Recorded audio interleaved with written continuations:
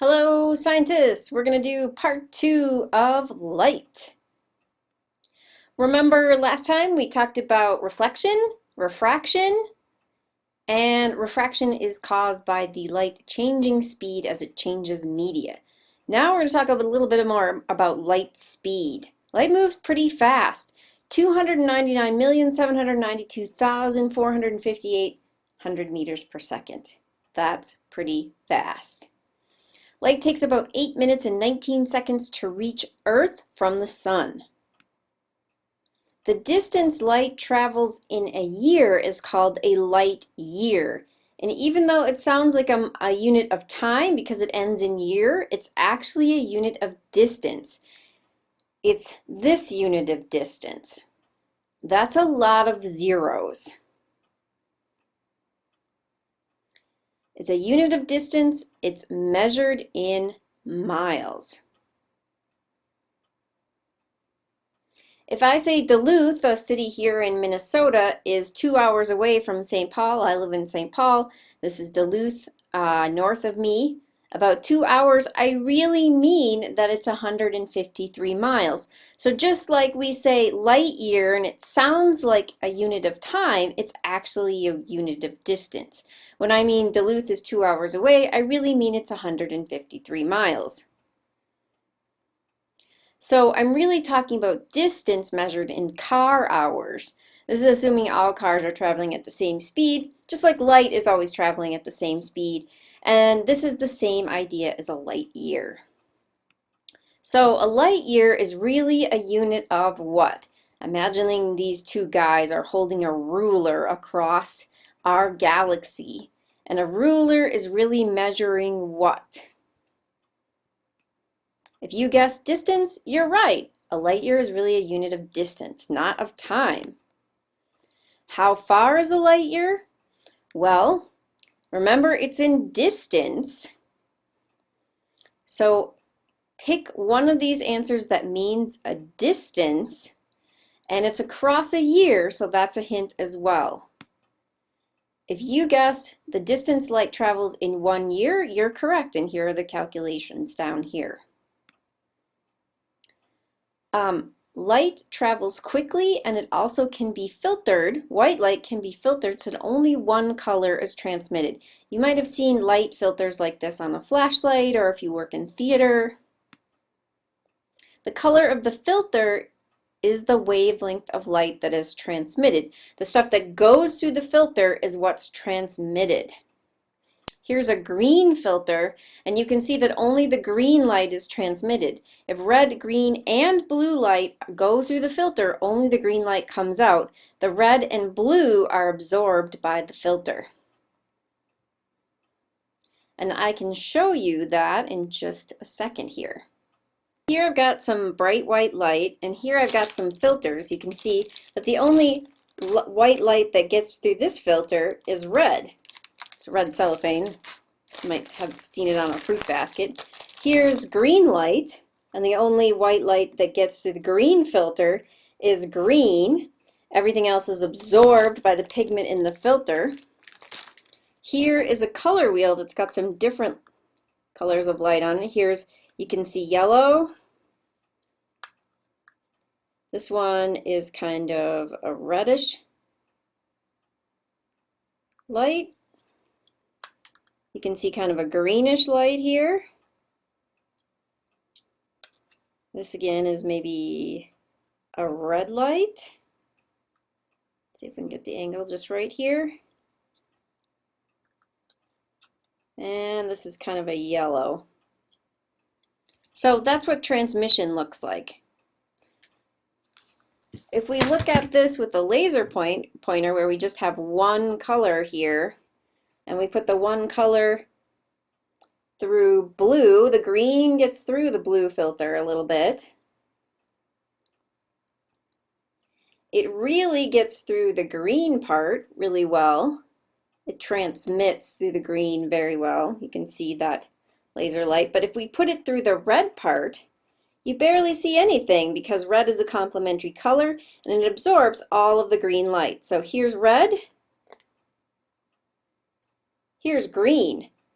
all the green light gets through the green filter, but barely any of the green light gets through the red filter. What's happening here is pigments reflect the color you see, and pigments absorb the color you don't see. So light is either transmitted or reflected through pigments that you don't see, or that you do see, and the colors that you don't see are the ones that are absorbed. Like when the green light goes through the red filter, all this gets absorbed by the red pigment. Pigments reflect the color you see and absorb the colors you don't. For example, my green shirt here is reflecting the color green and absorbing all the other colors like red and blue.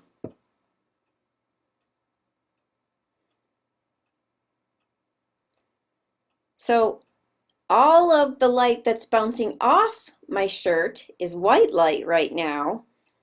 Some of it is absorbed and some of it is reflected. You can see right in here, this is the stuff that was reflected and this is the stuff that's absorbed. What's the difference between transmission, light passing through, and reflection? Reflection bounces the color, transmission lets the light go through. Reflection goes through, transmission bounces, transmission absorbs, reflection lets it through. I'll let you read the rest of them and make a guess. Stop the video, think about it. Reflection bounces the light and transmission passes it through. A green filter lets green through. Green pigment bounces the color green right off, or in this case it's blue pigment. Blue pigment bounces the color blue off and absorbs everything else. Reflection bounces, transmission goes through. Pigments absorb colors. Green pigment actually absorbs all of the colors except green and bounces the green towards your eye. That's why you see green. So stop the video and pick the correct answer. If you picked C or D, you're correct. It absorbs all the colors of light except the one you see. My green shirt and green sweater absorbing all the colors except green and reflecting green towards your eyes. If you mix all the colors, what happens? If you mix all the colors together, what kind of light are they going to absorb? Think about it for a second, and I'll show you the color. If you mix all the pigments, this is what happens. You get a black because it's absorbing all the colors. If you have all the pigments, you absorb all of the colors. Here's a better description of it. If you mix all of the pigment colors, you get black. So if you take all of your paints and mix them together, you get black. Or all of your crayons and you scribble them all together, you get a dark color. That has real life implications because if you wear a black t-shirt, all of the light energy is absorbed, or most of it is absorbed by your black shirt. And what's going to happen if you're absorbing a lot of that light energy, you're also absorbing heat energy and you're going to feel hotter. White light is all colors and sunlight is white light. So if you have a white t-shirt, it's going to bounce all the colors off and bounce that sunlight off you and keep you cool. If you wear a black t-shirt that has lots of colors of pigment all mixed together, which makes it look black because it's absorbing all the light, it's absorbing the heat as well and making you feel hotter. So these two guys, the greasers here, are wearing the white t-shirts, are going to feel cooler because they're reflecting all the white light. And this guy here is absorbing all the white light and the infrared rays, and it's going to feel a little bit warmer if he goes out on a summer day wearing that shirt. So why do black t-shirts make you feel hotter or warmer? They reflect all the light, they refract all the light, they absorb all the colors, they transmit all the colors, or they're what all the fashion models are wearing these days. If you guessed they absorb all the colors of light, you're correct. So let's just do a little bit of review. Photons in a beam can be reflected off a mirror. Refracted is bouncing. You might have, if you've played pool or billiards, you might have an understanding of reflection. If you bounce a ball off the side, it bounces off at the same angle it bounced in. That's what we were talking about, angle of incidence, angle of reflection. Let's match the description to the concept. If it bounces light, it's reflection. If it bends light, it's refraction. If it changes the direction of light, that's refraction or bending. If it happens because of a change in speed, that's refraction. Things look bent because they change speed. If it helps correct your vision, that's refraction, and I'll show you that in a minute here. If it helps you do your hair in the morning, if you can see your reflection, that's because of a mirror. It's because light is bouncing. And if it describes the behavior of light, that's both. Both reflection and refraction describe the behavior of light. Let's look at how refraction helps correct your vision. Some white light in a headlamp, and here I have a lens like the kind that might be in your glasses. And what lenses do is they bend light and focus it. You can see there's a big bright light here, and if I pull the lens to the right length, you can see that it's focusing the light down to a small point.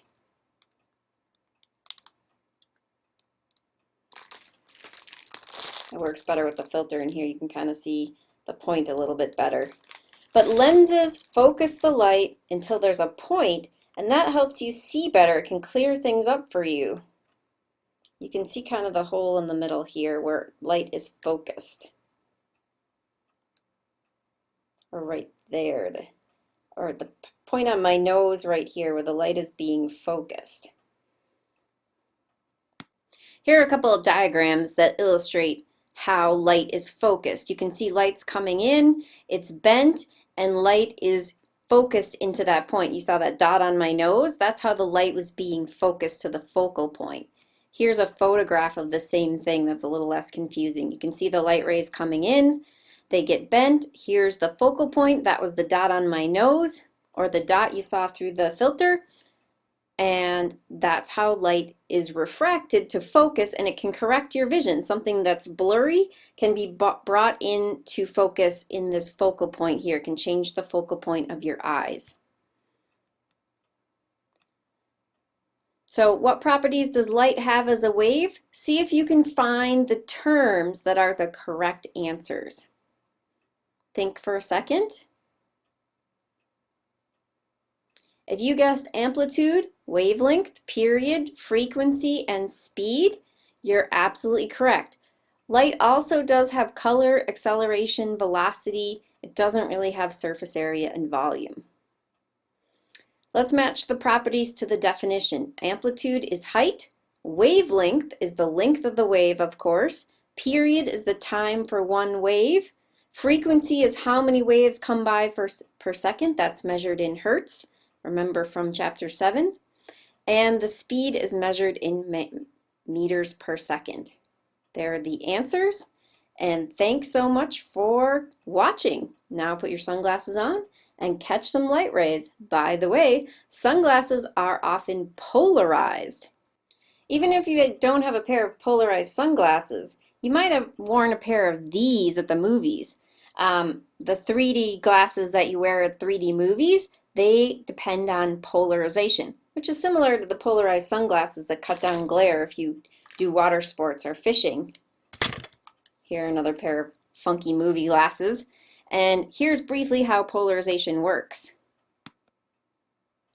Lots of different angles of lights are coming in, and these act kind of like a picket fence and only let light in going one way. They're little lines drawn in the lenses so small that you can't see them, and you're only getting light one direction, and that helps make things look a little funky and make 3D movies much more exciting. So there you go, practical applications of light. Good luck on the Unit 4 test. Now put on those